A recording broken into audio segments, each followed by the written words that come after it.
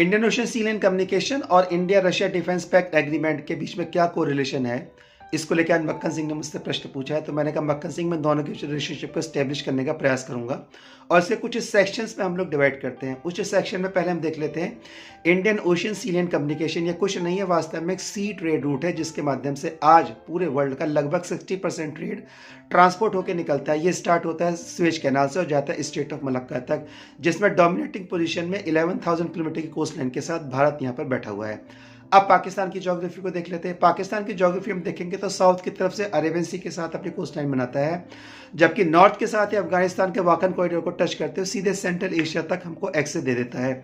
इसी के साथ ही पाकिस्तान के पास पीओके भी है भारत का, जो कि भारत की एक्सेस को अफगानिस्तान और सेंट्रल एशिया तक ब्लॉक करे हुए हैं।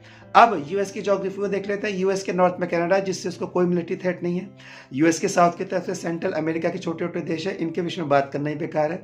एक तरफ अटलांटिक ओशन है, तो पैसिफिक ओशन है। तो अगर यूएस का एजेंट पाकिस्तान एशिया की जियोपॉलिटिक्स से ब्रेक डाउन कर जाता है तो वास्तव में यूएस की रेलिवेंसी ही इस जियोपॉलिटिक्स में समाप्त हो जाती है। इसलिए यूएस को अगर अपनी डोमिनेंस एशिया की जियोपॉलिटिक्स से बना के रखनी है तो बहुत आवश्यक है कि पाकिस्तान को वहाँ पे बने रहना चाहिए, और इंडिया के लिए बहुत आवश्यक है कि पाकिस्तान का ब्रेकडाउन हो जाना चाहिए।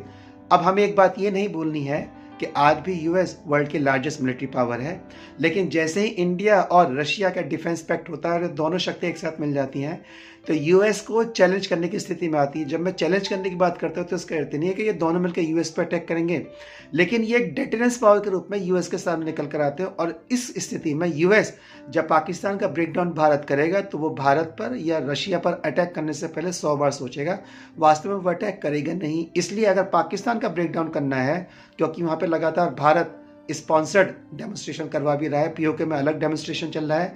डिफेंस मिनिस्टर ने बोल दिया हम सिंध प्रोविंस को किसी भी समय भारत में मिला सकते हैं। बलूचिस्तान में अलग डेमोन्स्ट्रेशन चल रहा है और खैबर पख्तून में स्थिति कोई बहुत अच्छी यहाँ पर है नहीं।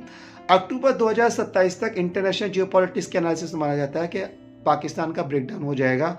उस ब्रेकडाउन के लिए बहुत आवश्यक है कि इंडिया अपने डिफेंस पैक्ट को बहुत अच्छे तरीके से मेंटेन करे, और यहाँ पर एक रिलेशनशिप स्टैब्लिश होती है कि इस Indian ocean sea lane of communication के through India defence pact agreement आपस में कोरिलेशन को स्टैब्लिश करते हुए इसको प्रोटेक्ट करेंगे। और जब एक डिटेरेंस रेजिस्टेंस अमेरिका की तरफ से आएगा तो India Russia defence pact agreement यहाँ पे डिटेरेंस के रूप में उसको चेकआउट करने का काम करेगा। इस कारण से मक्खन सिंह इंपॉर्टेंट हो जाता है। चैनल को सब्सक्राइब कर लीजिएगा, वीडियोस को लाइक कर लीजिएगा और वेबसाइट को विजिट कर लीजिएगा। Thank you.